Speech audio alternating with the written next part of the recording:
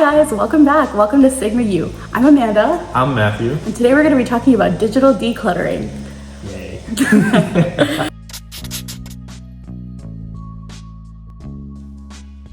In our previous episodes, we talked a lot about the benefits of paper planning and digital planning. And I think we both agreed that we're trying to digitize our lives a little bit more I think based off the, I'm sorry for cutting No, off you're there. fine.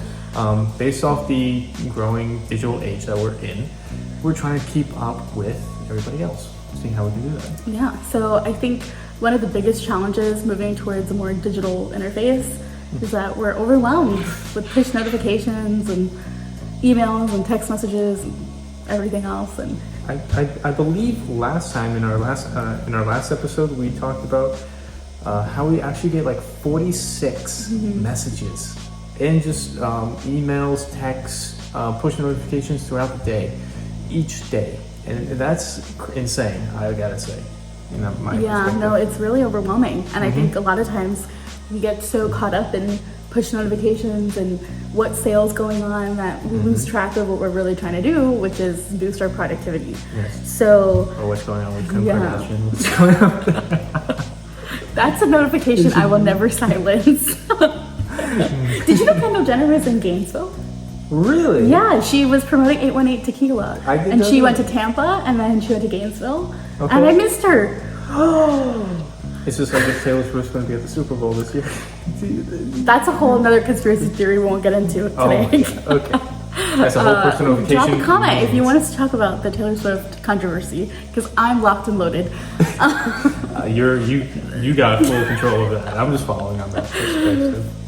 Okay, so I think the first step to kind of decluttering your digital space per se is starting with your desktop and your inbox. I think those are the quickest things to get cluttered. Absolutely, because I know I can personally say about 2.5 months ago, I went through all my emails because I have around like 3 emails for like work, personal, and for financing.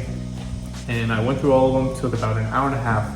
And I was so happy when I actually got to see that like 15,000. I know it's terrible. I'm sure I'm not the only one that does that. I'm not far off. And I got to bring it down to 0.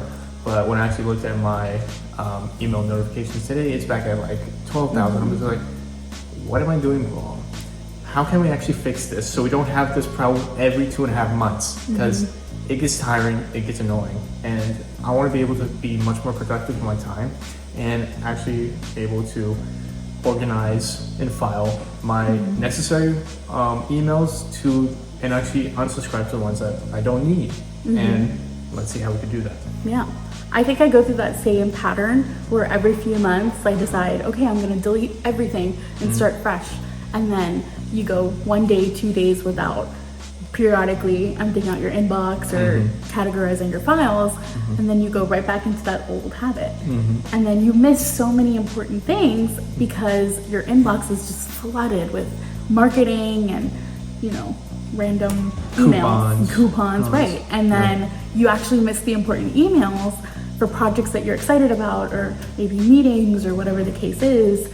And so you just feel overwhelmed and then unproductive in turn. I mean, I can actually say that I missed an interview about a couple of months ago because I had so many email notifications on it. I didn't know where the email was, when they sent it, or when they sent it. And I was like, and when I talked to them again, it's like, we sent it like about 2 weeks ago. And I was like, did? I'm just like, go through the email, just type in the keyword and it would be showing up. And I was like, okay, you did. Yeah. You did. And I'm just like, that was my fault because I was not on top of my emails as much. Same. I definitely missed a couple interviews. I could have been the president. You could have been president. And I now I can't because I missed that email.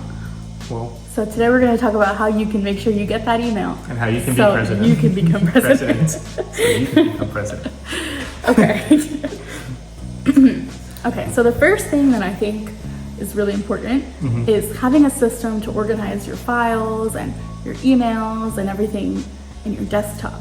I think that's where a lot of things get That's where a lot of things do get lost because when you make up your Gmail account, literally everything goes into the main inbox. Nothing is actually being organized into like your type of schooling, the type of Right. like actual bills and all that type of stuff. And that's actually something we do want to talk about and actually address, because that's something a lot of people don't actually do, or that they actually don't know how to do. Yeah. So for me, I have 3 major categories in my email. Okay. I have personal emails, I have work/school, and then I have like shopping. So that's like all my promotional emails, coupons. Bath and Body Works sends you an email every single day. Gotta get their soaps. You every did time. the best soap ever. So yeah, so I think the first step is kind of setting up folders in your inbox, and going from there. Okay. How do you? So I would definitely try, instead of like making the folders, I would say labeling is one big for me, because when you make your Gmail account, on the left hand side, Gmail allows you to create different types of labelings. And for me, such an example, I have a label for Amazon and for Apple, and also for Coursera. So when I actually have to get an email notification from them, it goes directly into those labels. So then it actually gives me some sort of organization, but also not overwhelming me with the main inbox. So I actually I actually got a labeling, I actually got a notification in Coursera.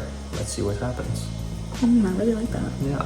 And I think there's so many email platforms. Like you use Gmail as your primary. I use Outlook as mine. Yep. And in Outlook, like I obviously utilize folders, but there's also like so many other different resources. Like there's tags that you can like tag an email, like or color code them based off of whatever The highest system you priority. want. You can do it based off color coordination. So Yeah. like red for being the highest priority, yellow being medium, and green being like, okay, this Right. is something we can actually look at later. Exactly. And then like we were talking about, like if you're, let's say a digital planner, you can kind of color code based off of whatever colors you use in your planner or, your paper planner even. And then, you can Have that kind of crossover. streamline your life, right? And then have a system that makes sense for you. So I really like that aspect. And I think that's something that moving forward, I want to start implementing. Okay. Okay. Yeah, that's really good. That Yeah. one, you gotta say. I love that. So I would say the next thing that when we're actually getting into is that as we're organizing all those files and folders, there is going to be a lot of unnecessary emails, a lot of unnecessary photos, and let's see, A lot of what else? unused apps. And apps too. Yeah. That is very true. That you just store this whole time, and you don't even look at it. You probably No. look at it like once every 6 months Yeah. and everything like that. Sometimes you like download an app for like a free something For a free promo or yeah, something like that one. and then it just gets lost in your computer or your phone, and you forget about it, and it's just taking up space, and then they start to send you push notifications, and it just becomes too much.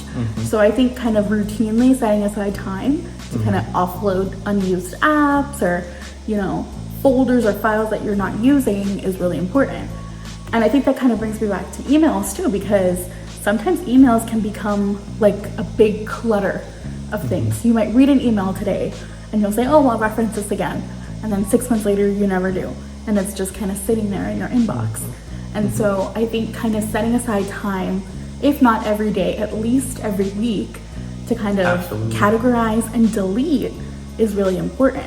And if you're the type of person that yourself, you're probably not going to be going back to delete things, then maybe kind of setting up like a smart system or like I don't know, I think, does Gmail have this? Or I know Outlook does, where like you can automatically delete emails after like a certain number of days. You can automatically delete the emails. I think it's after 30 days that Gmail deletes the emails for you, that you don't open it. And it actually Gmail actually gives you this type of accessibility that if you don't open up the email for a certain amount of time, and then after that time you do click on it, it will give you that option to unsubscribe from it. So I find that is a very good way of like Gmail helping you out. Be like, hey, I see you don't have any interest in this type of newsletter or this type of business. Let me help you try and unsubscribe from it. Oh, wow. Yes. That's AI working, guys. AI work. So I actually do have a question. When do you think would be the best time from your scheduling to actually go through your email and actually try and declutter it? And how much would you recommend? Time would you allocate? Yes. Yeah. So I am a rule breaker, and I do something really bad, and that is I check my phone as soon as I wake up. Really? I know. Oh, boy. I know, guys. That's the first thing I reach for. I turn off that pesky alarm, and then I start scrolling. And so initially, I would start scrolling on Instagram or whatever and see, you know, what happened in the 6 hours that I was asleep. Catch up on whatever tea there is. But There's a lot that can happen there in 6 is. hours. However, moving forward, like in the past few months, I've started taking that time to go through my inbox. Like when you first wake up, you have like a good like 20-30 minutes before you actually Like get move throughout off of the the day. grogginess, like actually get out of bed. Very And true. so if you use that time to kind of go through your inbox, it doesn't seem so overwhelming at the end of the week when you have 500 emails and 600 texts in your phone and you don't know where to start. Doing a little bit each day will kind of put you in that habit, and then you won't have that big surplus at the end of the week. That's very true. Yeah. I can say, from my perspective, I like to allocate at least Mondays, Wednesdays, Fridays, 10 minutes in the morning to go through the inbox, see what's going on, see what's the importance, because at least for me, if I do it like every day, I'm gonna get burnt out really quickly because then I'm gonna be like, okay, I have to check my inbox. Okay, let's see what's going on. It's like a check mark. Yeah, it does. It feels like it's check marks. I'm like, okay, Yeah. if I just give myself like a day and then go back into it, see what's going on, see what's happening, see what's new, then I can actually feel a lot more energized, feel a lot more like actually Right. motivated to go through my inbox at least 10 minutes a day, and Monday, Right. Wednesday, and Friday. And then when Sunday comes, I like to spend at least 30 minutes to actually go through all my labels, actually go through each different one, see if there's any type of bills, any types of marketing that I have to go through, any types of meetings I have to conduct, because Sundays is really where I do like the heavy work. Yeah. And during the weekdays, Kind of a reset. I do that reset. I do that weekly reset because that helps me at least get that week ahead, knowing what's going I like on that. and seeing what type of email notifications am I going to get, Yeah. that type of thing. So I think a big part of this is kind of coming to an acceptance that we are moving to a more digital world.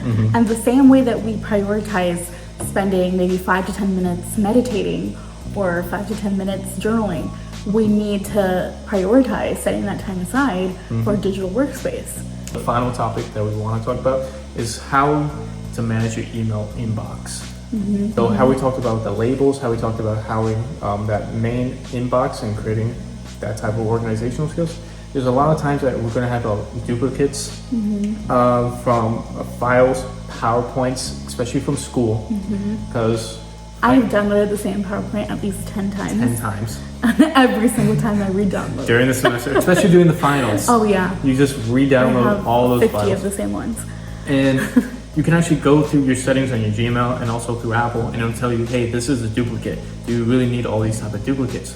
So it will tell you, then you tell them like, no, I only need that one, and then you can actually clear up all that memory space. Because without noticing, we fill so much memory, like in our phones and our computers, that we don't even realize it. Like I can say I've like, just in the past, 5 months, I've accumulated like over 60 gigabytes of photos. Wow. I I know. don't even want to look at mine. I'm just I like, take a picture of my bird every day, like multiple. and I'm just like, how is this even possible? How do I even do this? I'm just like, you don't even realize it. You're just simply taking a photo, but like because you're taking so many photos on such a large Yeah. time span that you don't even realize that. I think that's Jesus, another thing. Like crazy. even when you like go out with like a friend or something, sometimes you'll have your friend take like 5 duplicate photos, so you can pick the best one. We always tell ourselves we're gonna pick the best one. And do we ever actually go back through our camera roll and delete the ugly ones? No, Never. we keep them We all. always keep them them. all. So I think getting in the habit and like creating a routine where we're constantly like, it's like constantly weird. So we're constantly going. Yeah. Sorry. We're constantly going through all the photos and also through emails. You can Yeah. actually, you can actually put that 10 minutes while you're looking at your emails. You can actually look at your photos and also your files and see if you need to delete any of those. Because I know with Gmail, you can actually have your folders, your files, and your photos all together in the same place. So it helps you out very much. I like that. Yes. I do like that. And so I think like another thing is like utilizing the cloud or a hard drive. There's like OneDrive. Is it OneDrive? It's a OneDrive. Yeah, Also, Microsoft has OneDrive. Google has Google Photos. Google Files. Photos, Google Drive. Google Drive, you're right. They have And that. then iCloud, obviously, as we all get notifications every day about our iCloud storage. Do you get this? I do. I actually ran out of storage about 3 They weeks really ago. get you like that. That's how they get you. Whenever you look at your credit card statement and you're like, why am I paying $3.99 a month? It's Just know. $2.99 for 200 Is it gigabytes. $2.99? It's $2.99 for 200 My gigabytes. apologies, Tim Cook. But I'm just because this is what I'm talking That's about. how they get you. Like I was literally What was it? 2 days ago, I was looking at my my storage. Yeah.